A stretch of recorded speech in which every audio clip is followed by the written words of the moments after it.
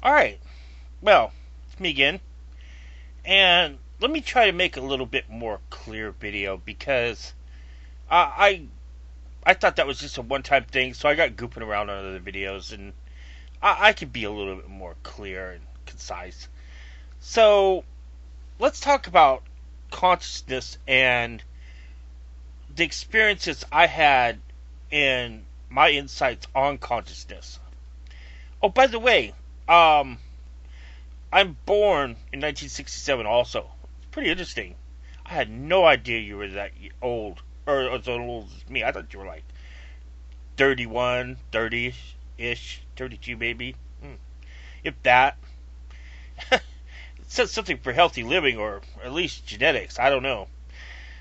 But in any case, um, let's talk about, uh, oh, see, now I can't remember that word again. Polygamy? No, not polygamy. Um, well, I'm just going to have to accept that, in a serious conversation, I'm going to have to waste a little time getting back to what I was trying to think about. And, I'm just brain blasted.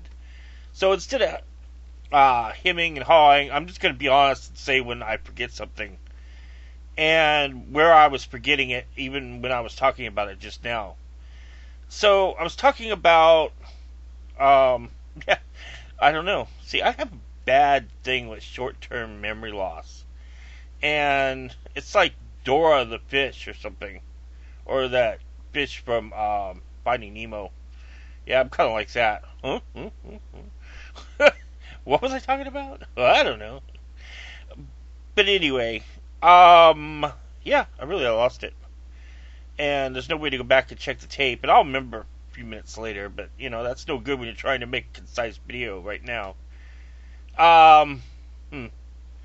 Well, anyway, oh, I was born in '67. Yeah, that's it. Okay, inhibitions, hedonism. See, I knew I'd come back to it. It just things like that kill me because what I'm trying to do is actually make concise videos, but you can't really make concise videos when your brain goes when you have a brain fart like that. When your brain goes brain farting. Yeah, that's good, Tim. Brain farting. Okay, but okay, back to the subject. Um, which whatever it was now again. Oh yeah, hedonism. Well, see, I started out like I think I said before. I found a magazine in a Psychology Today magazine in a flea market when I was a kid, and I was all into magic and stuff and fairies and comic books and everything. I loved all that stuff. Well, because when I was a kid, I'd run around and I'd find these things that were like books I read, but they were like comic books, and they were, and some of the graphic artists in the '70s and stuff were very, you know, very shocking. I mean, they were basically just, it was full graphic. It was adult comics and stuff like that. Like, Captain Marvel, the British one. I forget the magazine. It was the same one that originally ran V for Vendetta, but they had a British Captain Marvel, and it showed things that I never seen before. I don't even think my parents knew about. I kind of hid things from them. But I knew what I could get away with. So it was like, this girl likes Adamant, she likes talking, and then all of a sudden, this villain friggin' grabs her by the head and blasts her with friggin' heat rays and blows out her eyeballs and back of her head and everything. And I'm like sitting there at 6 in friggin' a flea market with the friggin' the bandoleros playing and the Mexican people doing the I forgot what you call it. Well, they're just singing in Spanish, and the Asians walking around, and it was the '70s.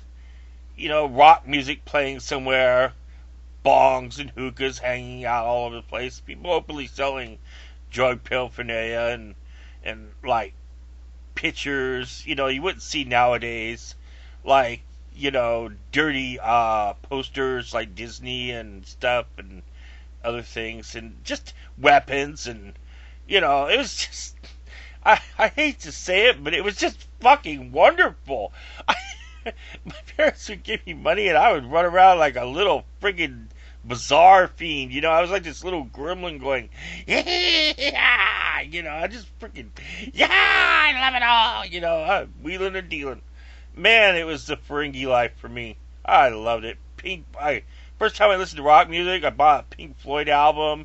It just, I scrolled away everything. I must have had freaking so many wild things.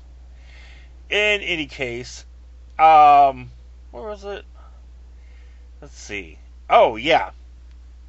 So anyway, I'm at the flea market and I find this article on, one more of my illicit treasures. See, I get back to things eventually. That's why my videos are half hour long, and I wonder why, because I'm going off on a brain tangent. That should tell you something about my psyche. But really, I mean, why lie at this point? I'm just gonna freaking put it out there. What the hell?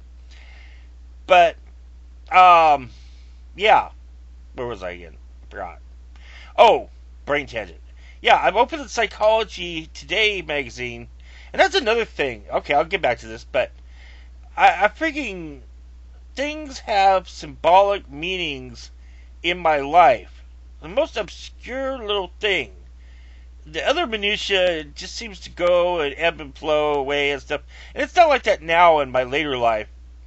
But all I do in my later life now pretty much is just be online and, go to the store and back. So it's not quite the same thing either. I'm more sequestered right now. I don't know. In any case, I'll explain that in a minute too. But where was I again now? See, it kills me. I'm so brain blasted. Anyway, well, it was my listed little treasures. I found a Psychology Today magazine, and in it was a Carlos Castaneda ad, and it showed that picture of one with his half face, where he erased it supposedly. And Carlos Castaneda was big in the friggin' 70s, real big. And some of his early books were about friggin' doing drugs, getting blasted, and friggin' a separate reality, and, toning your friggin', was it the Noggle? The tonal and the Noggle, and how you could choose between this perception of reality and another perception of reality, and, how you can make this happen. And these were supposed to be non-fiction books, right? So, here I am reading this article, and I'm like, of course, I've read a lot of Eastern stuff. I thought I was a Taoist at one time, and I was just reading about the box spirits and the smoke dragons and the martial arts, and yada yada, and the incense. So, but the point is, I read this article, and it connected in my mind drugs with mysticism.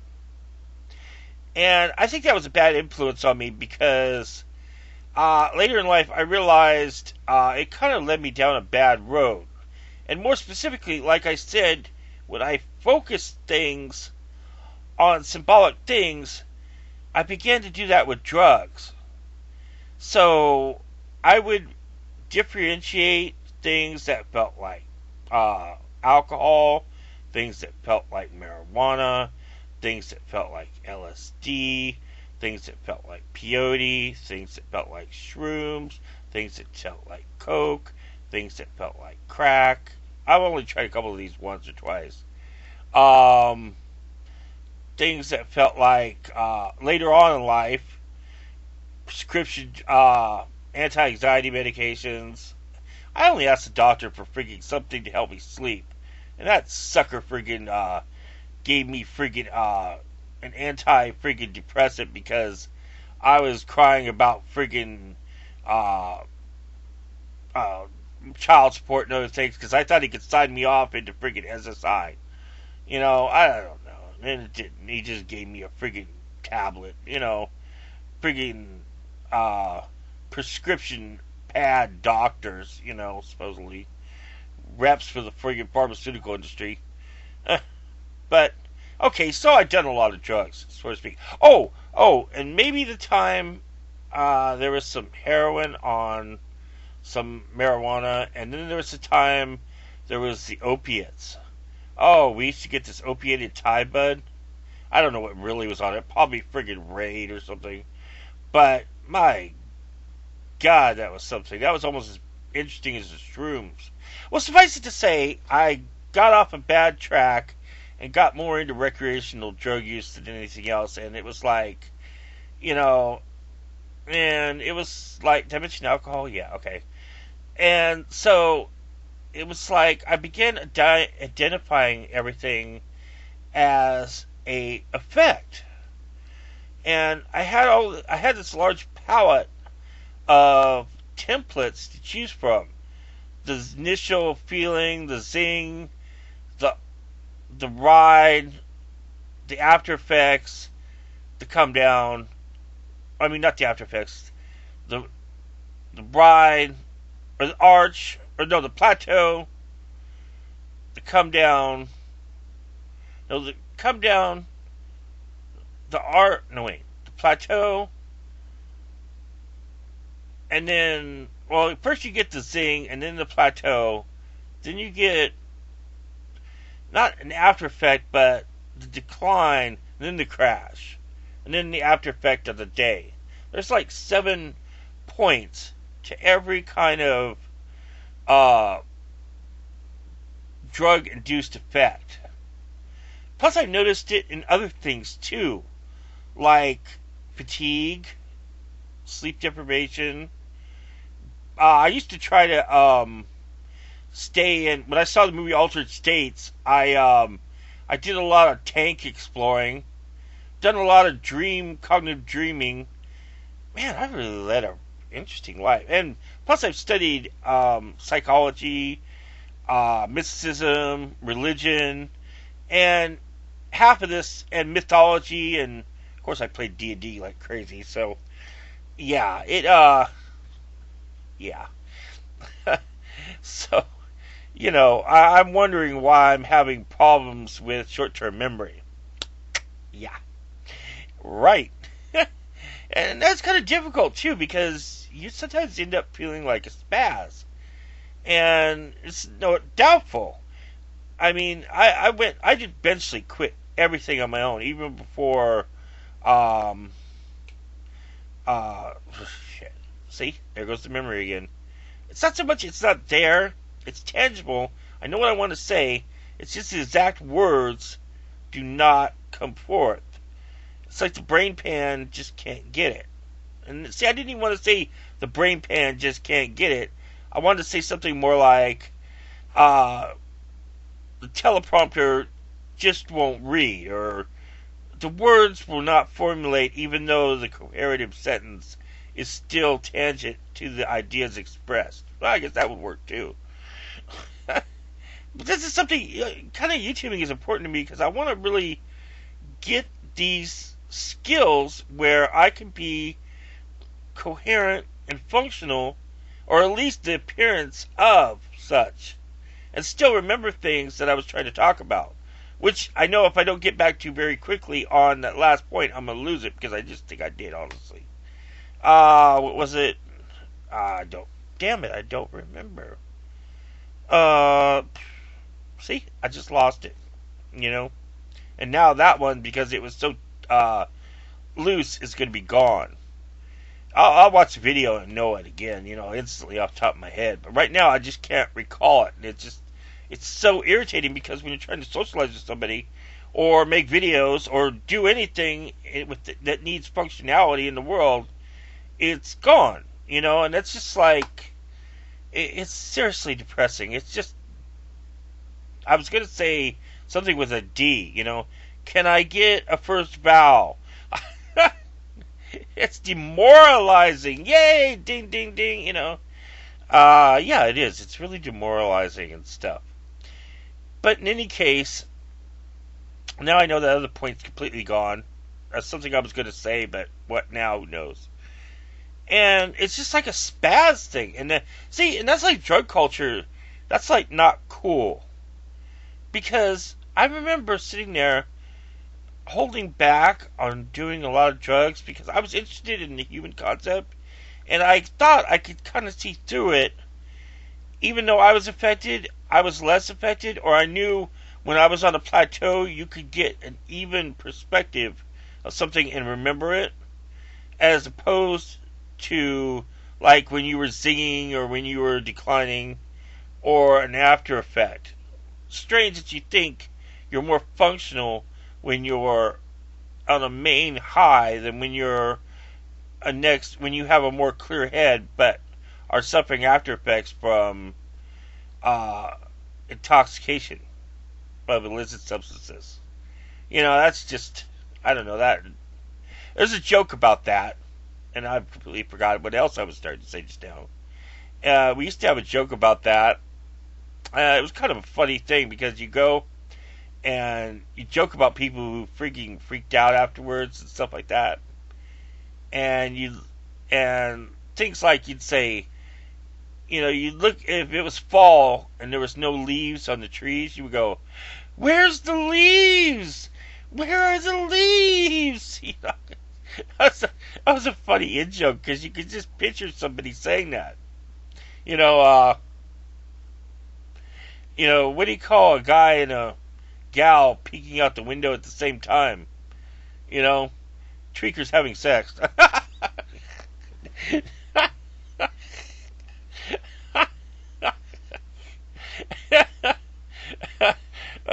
It's funny if you've been there. Um, anyway, I'm losing an air now.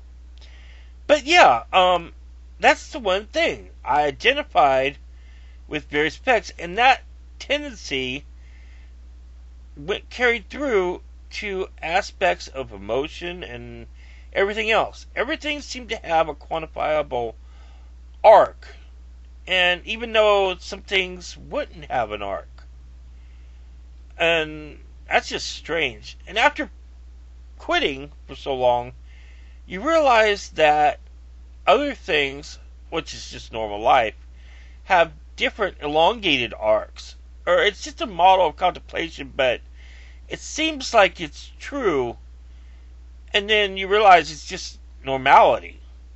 But you're not really normal again because you've been there. You have a contemplative edge, or maybe you're just functionally different now because you've changed your perception so much.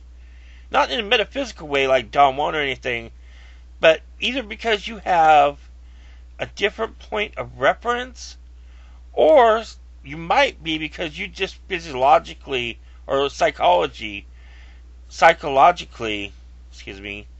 changed your point of view. So, when you're talking about the radio, it cracked me up that one line you said. When you're talking about the radio, maybe I can't. Oh wait, how did you say that? You said maybe I can trust the radio because it tells me the time and the weather.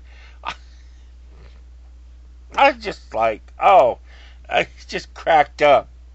It's like it's hilarious. I mean, that was genius. I was just cracking up on that. Reminds me of the time I freaking stepped in the freaking in an elevator, the small elevator, with a girl, and neither one of us said a damn word. So maybe this is all just my imagining, could be, but there was a non-verbal conversation there. I'm sure there was. Or yeah, I did say, "See ya" at the end. She nodded at me because we didn't have to say a thing. Because the non-verbalness was just funny. I read her completely, and I was laughing a little bit, but there was a whole non-verbal thing going on. I looked at her. I got in an elevator, and my first thought was, "Shit, this girl is freaking tweaking off her ass." And she looked at me startled like, oh my god, this guy's making me. I have to freaking act normal. So she acted normal, so I got on. And I had her at the corner of my eye, right? And she's trying to stand there, casual.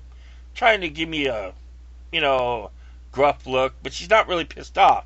I know she's zinging way too hard to be pissed off. She's just trying to front it. So I don't know why I got mischievous, but I kind of liked her a little bit, but I knew I couldn't talk to her really. We weren't on the same world, to be honest. So I was like, I don't know, I just started playing with her a little bit, teasing her.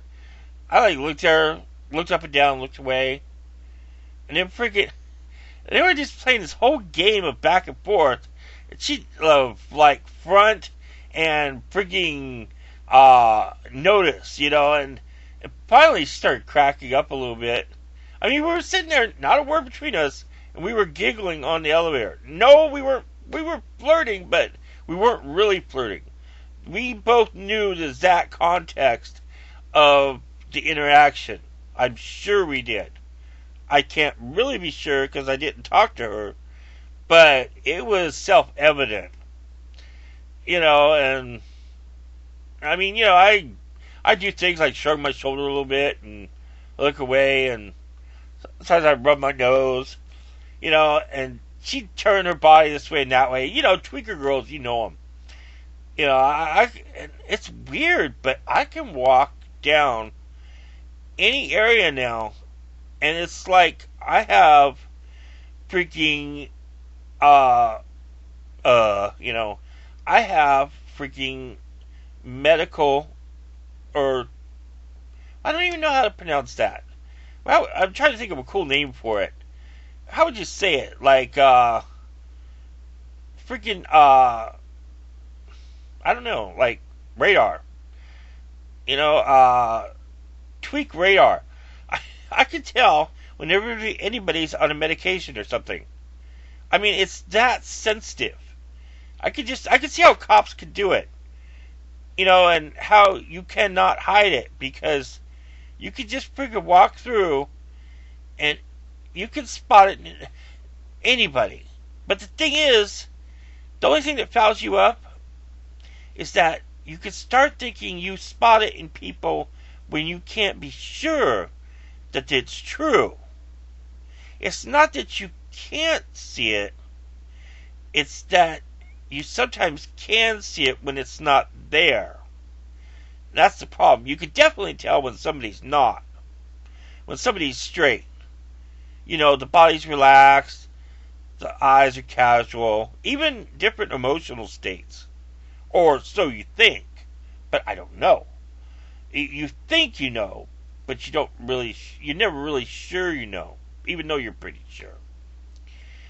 And, you don't always look for the surface things, but, boy, if you could spot some of the things, even after effects, I could almost tell who's a smoker and who's doing this and who's doing that. I don't know. Anyway, my voice is getting a little harsh. And I quit drugs about 10 years ago. So, I don't know, unless you call it friggin', I thought there was friggin' sleep aids, I don't know, friggin' doctor. Kind of pissed me off about something, but oh well. Yeah, but that's basically it. Yeah, I think that's enough. I hope this helps, or it's more interesting and more concise. Oh, this thing is going to be so long. It's going to be like a half hour or more. I just cannot get concise wording to make a short video. I'm sure if I could edit all that out, written it out, and could read something well enough to make it sound like I'm talking normally, but yet writing it, instead of just reading out the page like, to Lolita on more magical thinking. Oh, that's the video I just watched, by the way. Okay. By Pyro314. Yeah, you. I cannot believe we're the same age. That just I gotta go walking or something, man. I don't feel. I thought you were like early 30s. That just kills me. I'm glad for you. I just can't believe you're 45 like I am. My God. Do you look young or do I look old now? I cannot honestly tell. That's the biggest thing freaking me out right now. Not freaking my declaration of freaking total freaking waste caseness. Anyway, oh yeah, I said I was gonna go. Jeez. Okay. Goodbye. I hope this is more serious. Even though I freaking went off the rails so many times there. Eh, I think it was concurrent with the story. Alright. Back at you.